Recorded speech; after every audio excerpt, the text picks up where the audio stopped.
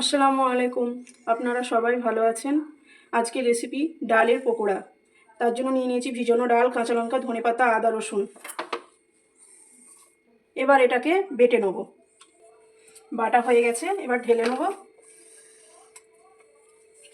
এতে দিয়ে দেবো পরিমাণ মতো লবণ, কাঁচা লঙ্কা কুচি, লঙ্কা গুঁড়ো, হলুদ গুঁড়ো আর সামান্য বেকিং পাউডার।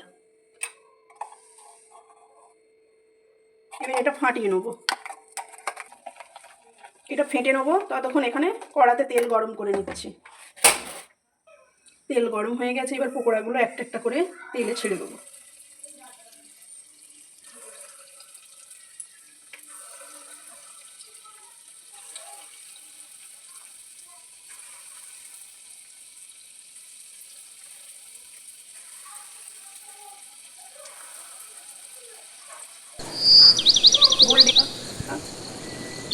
গোল্ডেন ব্রাউন হওয়া পর্যন্ত এগুলো সব ভেজে নেব।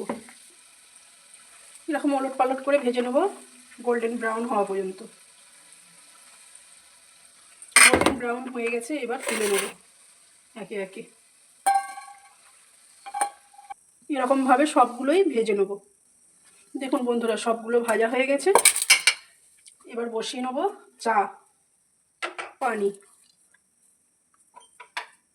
জল গরম হয়ে গেছে, দুধ গোলার জন্য ঢেলে নেব। আর এই জলে চা পাতা আর চিনি দিয়ে দেবো। দিয়ে দিলাম চিনি আর চা পাতা।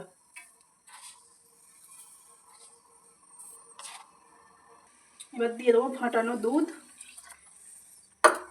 গোলমরিচ, আদা, এলাচ দিয়ে এইভাবে নাড়িয়ে কিছুক্ষণ ফুটিয়ে নেব।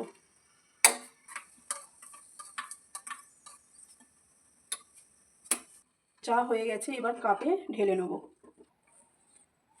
শীতের সন্ধ্যাবেলা এরকম পকোড়া আর গরম চা খেতে অসাধারণ।